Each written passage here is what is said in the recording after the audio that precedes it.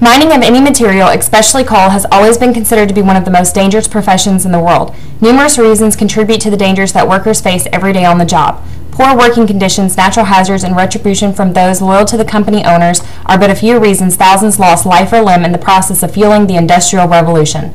In his 2008 work, Killing for Coal, America's Deadliest Labor War, published by Harvard University Press, Thomas G. Andrews, assistant professor of history at the University of Colorado, focuses on how working people have experienced and transformed the natural world, as well as how they have been transformed by it. Andrews begins his focus with William Jackson Palmer and Palmer's travels to England, where he experiences coal mining in the British Industrial Revolution. Upon returning to the United States, Palmer realizes the potential that coal mining can bring to America and convinces railroad tycoons to finance his quest for coal. Coal served to make both Palmer and the railroad a great deal of money, and while coal was mined elsewhere in the United States, Palmer set up shop in Colorado. The underground coal mining in Colorado differed very little than anywhere else in the world. Underground coal mining exposed workers to harsh conditions, chemicals, gases, and a host of other dangers. But working in these conditions, Andrews shows groups of men, women, and children from various backgrounds and ethnicities were to be transformed into working as a united front for better conditions, wages, hours, and other labor issues. Mining was the most dangerous to those working in the mines. Those outside the mines who worked with the product also risked injury or death. For example, Andrew tells of a German businessman's statements after traveling on a luxury cruise liner. If one has once been in such a boiler room and has observed the naked figures dripping sweat from strenuous work in the ship, sometimes tossed by rough seas, one learns how these people have to be carried out unconscious after a few hours of work. Very often during a crossing, deaths occur as a result from the heat. From the depths of the mines to the coal camps, from poorly heated homes of the working class to the newest, most elegant cruise liners, many who worked with coal faced a variety of risks that only grew as the demand for coal increased. In an ever-changing world, industrializing America began to rely more and more heavily on coal, and this higher demand required faster, higher output, often at the expense of lives and limbs of those mining the little black rock. Like other mining and industrial-type jobs, coal mining was, and to a degree, still is a trade-based occupation. Early miners took pride in their craft, and most of the training occurred on the job. However, making the already deadly profession more dangerous was the introduction of lesser unskilled labor. Since coal mining remained perhaps the least mechanized of any major industry through the 1920s, companies needed to hire more workers if they wanted to meet the mushrooming energy demand of the Rocky Mountain West. There were only so many skilled craftsmen to be called upon to work the mines, and immigration to America was booming. From the 1880s onward, though, mine owners increasingly turned to less experienced workers from labor hinterlands that stretched from the Hispanic plazas of southern Colorado to the distant countryside of southern and eastern Europe. Bringing in this unskilled labor force helped to increase output of the much-needed product, but it also introduced men and young boys to a job that by its very nature was one of the deadliest on the planet, especially without proper training. The new labor force had little knowledge of the American coal mining process, and to make matters worse and more dangerous, the mines became filled with different languages and dialects. Many who entered the mine had little understanding of what they were doing and had trouble understanding those more knowledgeable due to language or translation restraints. Coal mining was not something to be learned in schools, and most of the training was done on the job by those who knew and had experience in the craft. Andrews explains how it was not only the dangers miners faced that helped to unite them in their labor struggle, but the education of one ethnic group by another that brought these men together who depended on each other to live another day. A famous image of mining is a miner and his canary. Miners would carry them a canary because the small bird was more susceptible to bad air and gases that would build up in the mine. Based on the canary, the miner could gauge when the air was too bad and would know when to work quickly or leave. Andrews states that miners in Colorado use mice, not canaries. Mice, like canaries, would lose consciousness or die when exposed to even small concentrations of carbon monoxide. Their delicate hearing and sensitivity to vibration also lured them to the cracking of roof overhead. Mines often collapsed or caved in on the workers. As men excavated tunnels and rooms far below the surface, they created perilous spaces in which the immense potential energy of the earth above their heads threatened to become kinetic energy at any moment. Large rocks or entire roofs were known to crush men's heads or severely handicap them. Other instances, such as on March 9, 1899, in the Bonaire mine in Leadville, Colorado, trapped miners deep within the earth. A cave-in occurred today in the shaft of the Bonaire mine of the downtown group that was being unwatered by the Leadville Pumping Association, entombing Charles Russ and Bart Fry, miners in a draft at a depth of 400 feet. A.F. Shepard, who was coming up the shaft at the time of the accident, was hit by a large rock and badly injured. These workers are to be considered lucky, as early mining cave-ins often meant certain death. The miners in Leadville were able to be rescued, but not before spending 13 days within the mine. One of the obvious dangers of coal mining results from the many forms of bad air found in the depths of the earth and clay, and early miners ran into the problem of poor ventilation. Ventilation was not only needed to replenish the oxygen that the workers had to breathe, but it was also necessary to remove the dust and dangerous gases that built up as a result of the mining process. Andrews discusses several forms of bad air that miners worked in, such as stink damp, a byproduct of blasting spontaneous combustion or the decomposition of sulfates; black damp, formed by the combination of carbon dioxide and nitrogen; after-damp, a compound produced by the explosive combustion of gas and dust, contained heavy concentrations of carbon monoxide; and fire damp, main ingredient was methane, also contained carbon monoxide. The gases could cause miners to lose consciousness and pass out, or the flammable gases could come into contact with lighting equipment or sparks.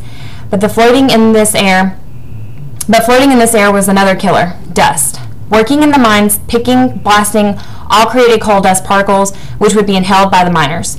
Colliers inhaled large quantities of airborne coal as they labored. The resulting buildup of coal dust in their lungs eventually caused a debilitating, painful, and often fatal disease. Coal dust would get into the lungs of workers, causing black lung or CWP. Underground coal miners are at a greater risk of developing CWP than strip or surface miners because of the higher dust levels in the underground environment. Bad air and dust contributed to enough deaths or illnesses on their own, but when combined, they created a more volatile environment. When heat or flame was added to the mixture, it often spelled disaster. Explosions were and are one of the most main and most feared dangers in mining. The gases building up among the dust from the coal mining process could easily ignite, leaving miners with nowhere to run. Contained between earth walls, roof, and floor, explosions roared through mine workscapes, much the way gunpowder blasts through the barrel of a gun.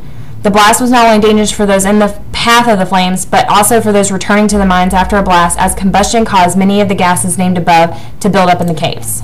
Disasters were common in coal mining. In fact, the year 1907 had been a bad one for mine explosions. By November, 200 men had been killed in 10 major disasters. Although miners tried to keep their workplace safe from danger, little could be done when unskilled workers, harsh environments, and low light conditions and general negligence was taken into account. Companies tried to establish safe work practices and install preventative measures in order to keep the work at optimum levels. With better technology came better ventilation, better fire suppression, flooding was easier to control, and better mining practices were introduced. With technology came mechanized mining techniques, but in most cases, manual labor often proved to be the most reliable, as machines broke down and were costly to repair. After the year 1900, the federal government took interest in the mines. However, although the Bureau of Mines was created in 1910 to address hazards of coal mining, few, if any, federal guidelines were established to regulate mine conditions. Miners felt that it was largely up to them to better their lives at home and in the workplace. Harsh conditions and dangers miners faced underground bred discontent against the company owners and company men. Above ground, the miners also faced struggles, and in everyday life there were risks around every corner. Between 1880 and 1920, Los Angeles country homicide rate, 34 murderers per year per 100,000 people, exceeded that of Omaha, New York, and Boston. But not all was bad above ground. Outside of the mines, workers often had families to go home to and personal lives which kept them occupied. One place miners often visited was the saloons.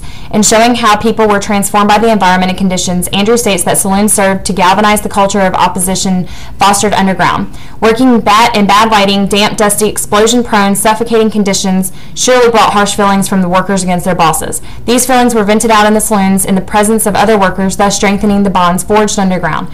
The time was right for coal miners to strike, and saloons acted as a central place to air grievances. Because alcohol loosened men's tongues, watering holes were also important places for mine workers to share complaints about bosses' wages and conditions. The harsh realities for Colorado coal miners were not theirs alone. In England, as Andrew depicts in the opening of his work, and in other American coal mining cities, workers struggled to earn a decent wage and with the dangerous working conditions as miners in Colorado. From the famous industrial town of Pittsburgh to the little-known town of Dunlap, Tennessee, coal touched the lives of many Americans. Today in Dunlap, the little evidence that remains of the area's mining history is the museum housed in a single building that once stood as the coal company store. A day's visit to the mine museum clearly illustrates the conditions that miners toiled day after day. What the museum helped to explain more clearly than Andrew's work is the living conditions the miners had outside of the mine. Artifacts such as the company currency, pictures from the local schoolhouse, and household items donated from the families of early miners which still show the company's stamp. These are but a few examples of how the coal company was the center of the universe for miners and their families. After the visit to Dunlap Coal Coke Ovens Museum, it became clear that workers risked their lives in the mines to earn a wage that they then turned around and spent at the company store. The attempt to better their lives was really only producing cheap labor and filling the pockets of company men. These men, realizing the firm grip the company had on the situation in the mines as well as in their homes, sought to make a change. The tempers and discontent that miners found while at work only festered while at home and in the saloon, as Andrew states. West Virginia saw a similar situation in Tennessee and Colorado as the miners depicted in the film Mattawan. Produced by Cinecon Entertainment Group and Film Gallery, 1987, directed by John Sayles, clearly shows. If the narrative of Andrew's work and the artifacts and pictures found in the Dunlap Museum could be visually represented, it would look a lot like the film Mattawan. The three sources all depict the horrid working environment, the struggle of the miners against the company men, and the enslavement of the workers to the company store, and the relationship that miners had with each other. If any of the pictures taken in the mines of Dunlap, Tennessee were to come to life, it would have been a scene out of the film Mattawan. Like Andrew's book, Mattawan illustrates how the conditions the miners were put through and by the company pushed them from different nationalities, colors, religions, and cultures to depend on each other, and through their relationship come together to fight the company as a united front.